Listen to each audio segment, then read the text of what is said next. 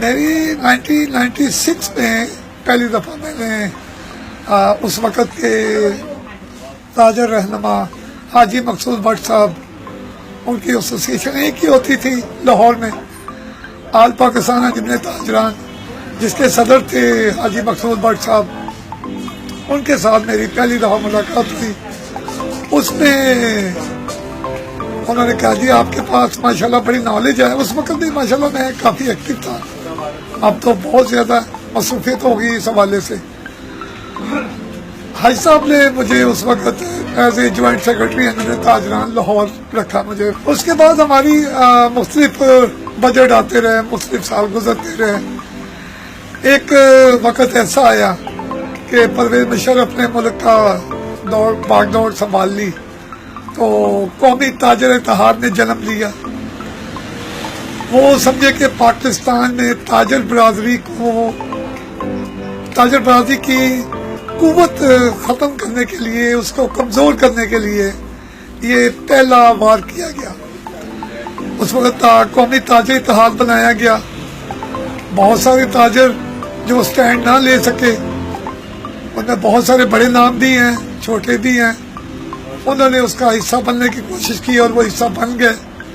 لیکن حاجی مقصود بٹ صاحب، میں، اشرف بٹی صاحب، میاں طارق فروز صاحب، ایسے بہت سارے نیم ہیں جو کہ اپنی ہی ایسوسیشن میں رہے اور اس ظالمانہ دور کا مقابلہ کیا، ڈٹ کر مقابلہ کیا، بلکہ اس میں ہمیں بہت تھریٹ بھی کیا گیا۔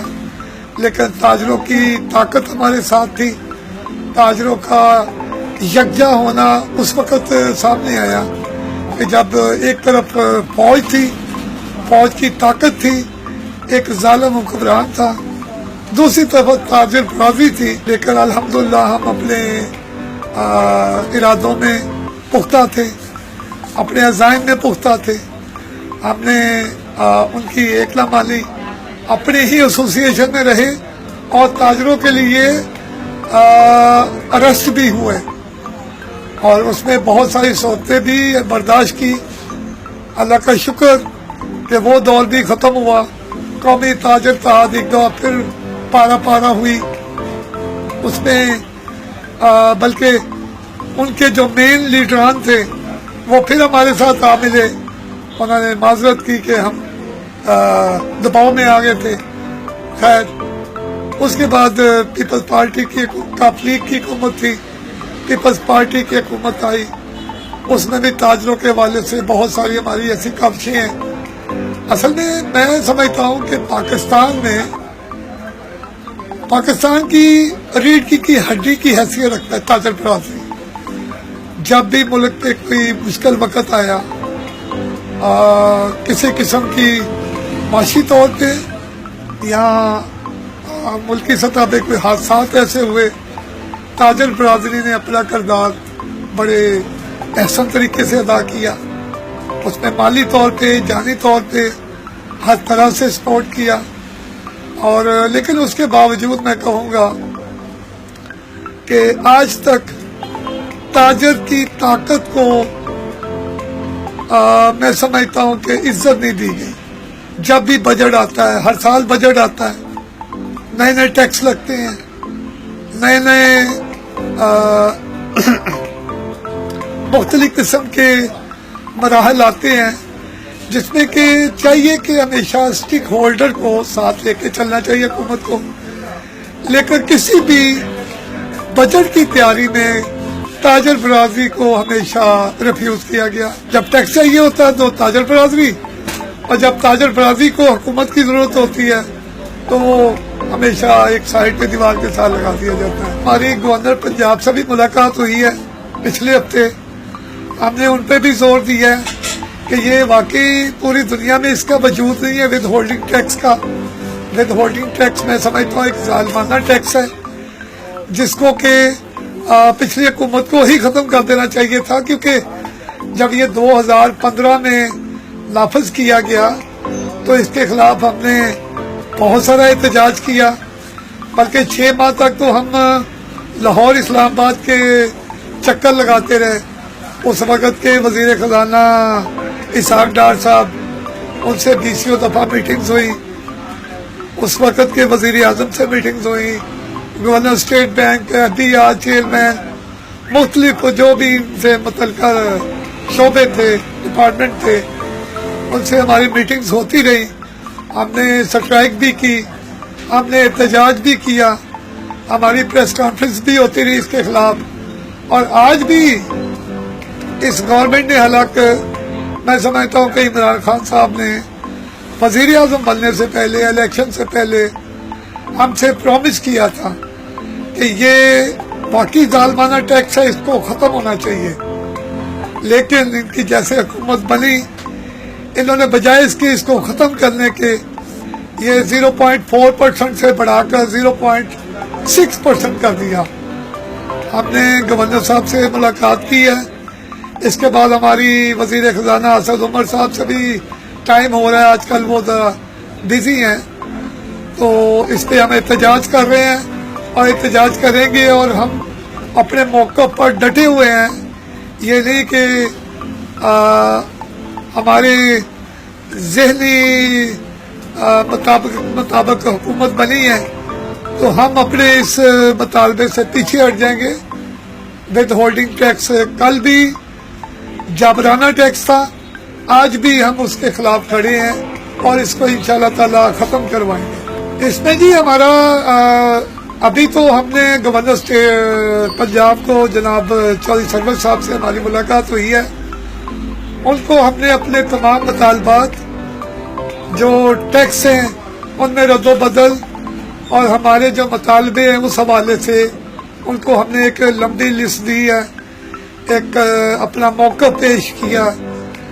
अगर आने वाले वक्त में वो हमारे मुतालबात नहीं मानते तो हम एहतजाज की तरफ भी जाएंगे। हम अगर स्ट्राइक पे जाना पड़ा तो स्ट्राइक पे भी जाएंगे। लेकिन जिस तरह गवर्नर साहब ने हमें इस पे मुतमिन किया कि आपके मुतालबे माने जाएंगे, हमें उम्मीद है कि ये गवर्नमेंट इंशाल्लाह ताजर बरादरी से ताउन करेगी। असल में मैं समझता हूँ कि कोई भी ट्रेड बॉडी है या ताजर एसोसिएशन है, यूनियन है या चैम्बर्स हैं, इनका मेन काम ही यही होता है कि ताजर बरादरी के मसाइल, उनके हकूक़ के बारे में बात करना। इस हवाले से मुख्तलिफ वक़्त में 2014 में गवर्नमेंट ने सेल टैक्स में इजाफा किया था, वो हमने बैक करवाया।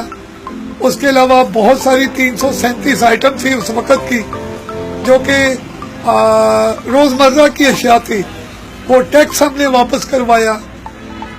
ये साबका जो हुकूमत गई है अपना नून लीग की हुकूमत, उसमें भी बहुत सारे ऐसे टैक्सेस लगे जिसके लिए कुछ तो इस्लामाबाद हमें जाना पड़ा। उस वक़्त के वज़ीर ख़जाना से, इसहाक़ डार से हमारी मीटिंग्स हुई, उसमें कुछ इम्पोर्ट ड्यूटियाँ थी वो हमने बैक करवाई। कुछ हमारे लाहौर चैम्बर ऑफ कॉमर्स के बहुत सारे ऐसे मेंबर्स हैं जिन्होंने FBR से अपने बकाया जात लेने हैं जो कि कई सालों से रुके हुए हैं। उसमें हमें बहुत अच्छा रिस्पॉन्स मिला, लोगों के करोड़ों रुपए हमने वापस करवाए, बैक करवाए। ये हमारी अचीवमेंट है। बहरहाल ऐसी अचीवमेंट तो याद तो नहीं है, लेकिन ये है कि हमारे हर दौर में ताजर बरादरी के लिए, हकूक़ के लिए हम खड़े रहे हैं। हर दौर में ताजर के लिए आवाज़ उठाई है और अल्हम्दुलिल्लाह आने वाले वक्त में भी इंशाल्लाह ताजरों के लिए सब नई दीवार ही साबित होगी। जो मौजूदा बजट में नए टैक्सेस लगाए गए हैं उसमें फ़र्क तो पड़ा है। ज़ाहिर है एक कंज्यूमर, एक आम इंसान, एक आम सिटीज़न है, आम शहरी है, उसकी क़ुव्वत ख़रीद में फ़र्क पड़ा है। हमारे कारोबार में भी डिस्टर्बेंस आई है, हमारी सेलें कम हुई हैं, इसमें मसाइल तो काफ़ी हैं। उस हवाले से भी हमारी मुलाकात हुई है मियां असलम इकबाल साहब से जो कि वज़ीर इंडस्ट्री हैं। ان سے ہمارے مذاکرات چل رہے ہیں. انہوں نے کہا جی اس پہ جو ٹیکسز بہت زیادہ افیکٹ ہو رہے ہیں پبلک یا تاجر برادری پہ، ان کے بارے میں ہم انشاءاللہ تعالی بات کریں گے، اس پہ بہتری آئے گی انشاءاللہ وہ بیک کروا. فی الحال تو امپورٹ کے حوالے سے تو بہت سارے مسائل ہیں، وہ موجودہ حکومت نے بھی اس پہ ان مسائل کو مانا ہے اور انہوں نے پرومس کیے ہیں کہ انشاءاللہ امپورٹ میں جتنے بھی پرابلم ہے، خاص کر چائنا سے ہماری زیادہ امپورٹ ہے، اس کے حوالے سے کافی انہوں نے کہا جی ریلیکس دیں گے آپ کو، ٹیکسز میں بھی اور بینکنگ نظام میں جو رہنمائی چاہیے وہ بھی گورنمنٹ ہمیں. دیکھیں سی پیک جو ہے پاکستان کی میں سمجھتا ہوں ریٹ کی ہڈی ثابت ہوگا. سی پیک جس دن کمپلیٹ ہو گیا انشاءاللہ تعالی ہم ایشین ٹائیگر ہوں گے. تو میں سمجھتا ہوں سی پیک پاکستان کے لیے گیم چینجر ہوگا اور یہ پاکستان کی کامیابی میں اہم کردار ادا کرے گا. گورنمنٹ کا جو سب سے پہلا مطالبہ ہمارا یہ ہے کہ عام پاکستانی، عام شہری، اس کے لیے آسانیاں پیدا ہونا چاہیے. جتنی دیر تک عام شہری اس کے لیے سہولیات نہیں ہوں گی، مہنگائی میں کمی نہیں آئے گی، بجلی گیس پانی اس کے ریٹ میں کمی نہیں آئے گی، بجلی گیس کی لوڈ شیڈنگ میں کمی نہیں آئے گی. میں سمجھتا ہوں یہ ہمارے مطالبے ہیں. گورنمنٹ کو نئے ٹیکس پیئر پیدا کرنا چاہیے. میں اس کی مثال ایک اس طرح دوں گا، آج سے 20 سے 25 سال پیچھے چلے جائیں تو لاہور جیسے شہر میں ایک کچرا تھا، ایک لبرٹی تھی، ایک مار روڈ تھا، ایک شالمی تھی. ہر بندہ اپنی حیثیت کے مطابق مارکیٹوں میں جاتا تھا، پرچیزنگ کر کے گھر واپس آ جاتا تھا. آج 20 سال بعد ہر روڈ کے اوپر BCO مالز بن گئے ہیں، BCO نئے پلازے بن گئے ہیں. ان مالز کے اندر ہزاروں دکانیں ہیں جو کہ ٹیکس پے نہیں کر رہے. میں سمجھتا ہوں کہ اگر ہم جو ٹیکس نہیں دے رہے ان کو ٹیکس نیٹ میں لے کے آئیں لوگوں کو، اور وہ ہزاروں نہیں لاکھوں کی تعداد میں ہیں، تو میں سمجھتا ہوں کہ نہ تو ہمیں نئے ٹیکس لگانے پڑیں گے اور نئے ٹیکس کا ریٹ بڑھانا پڑے گا. احتیاط کی نااہلی ہے. 2012 میں احتیاط نے دعویٰ کیا تھا کہ ہمارے پاس 35 لاکھ لوگوں کا ڈیٹا اکٹھا ہو چکا ہے اور ہم ان لوگوں کو ٹیکس نیٹ میں لے کے آئیں گے. 2012 آج 2018 ہے، یہ کہ 6 سالوں میں FBI اپنے اندر تبدیلی نہیں لا سکا. جتنی دیر تک ادارے ورکنگ میں نہیں آتے، ہوتا کیا ہے کہ ہمارے ٹیکس افسران جو کہ اپنے اے سی والے کمروں میں بیٹھے ہیں، وہ اے سی والے کمروں میں ہی بیٹھے اپنی پالیسیاں بناتے ہیں. وہ نہ تو مارکیٹوں میں آتے ہیں، نہ وہ دیکھتے ہیں کہ آیا کون بندہ ٹیکس دے رہا کون نہیں دے رہا. یہاں پر وہ گدھے والا صاحب ہے کہ ایک ہی گدھے کے اوپر وزن لادا جا رہا ہے، دوسرے گھوڑے سب بھاگ دوڑ رہے ہیں، ان کو کوئی پوچھ نہیں رہا. والٹن روڈ میں سمجھتا ہوں کہ اس علاقے کا بزنس کے حوالے سے بہترین اور مصروف ترین پوائنٹ ہے، مصروف ترین روڈ ہے. لیکن یہاں پر ٹیکس پیئر بے شمار ہے. لیکن اس روڈ کی بد نصیبی ہے کہ یہاں پر ہمارے روڈ کا ایک مین نالا ہے جو کہ مین روڈ کے ساتھ چلتا ہے. اگر 5 منٹ بھی بارش ہوتی ہے تو وہ نالا جو ہے وہ بتر کے ایک ندی کی شکل اختیار کر لیتا ہے اور مین والٹن روڈ کو وہ اس طرح بھر لیتا ہے جیسے کہ یہاں پر یہ دریا راوی کا ایک حصہ ہے. ہمارے اس نالے کو ایک تو صفائی ہونی چاہیے. دوسرا والٹن روڈ کے اوپر آج سے 35 سال پہلے انڈر گراؤنڈ پائپ لائن ایک ڈالی گئی تھی جو تقریباً 6 فٹ پائپ تھا، وہ 6 فٹ ڈائی کا.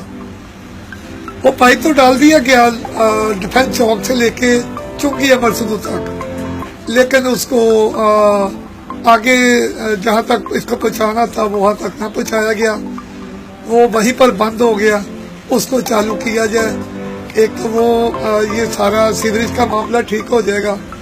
دوسرا ہمارا مین والٹن روڈ جگہ جگہ سے کھڈے بنے ہوئے ہیں पिछले 25 साल पहले ये रोड बना था, उसके बाद इस रोड को नहीं बनाया गया। चेतियाँ लगाई गई हैं, तो उसी वजह से आए रोज यहाँ पर ट्रैफिक हादसा भी होते हैं और ट्रैफिक का जो निज़ाम है वो भी दरम बरम रहता है। इस वक्त पाकिस्तान बड़े मुश्किल वक्त से गुजर रहा है। इस हवाले से हमें एज ए कौम यकजहती का मुजाहरा करना होगा, बजाय इसके कि डिसइंफॉर्मेशन फैलाई जाए। हमें एज ए पाकिस्तानी पाकिस्तान के लिए अपना किरदार अदा करना होगा, हर पाकिस्तानी को।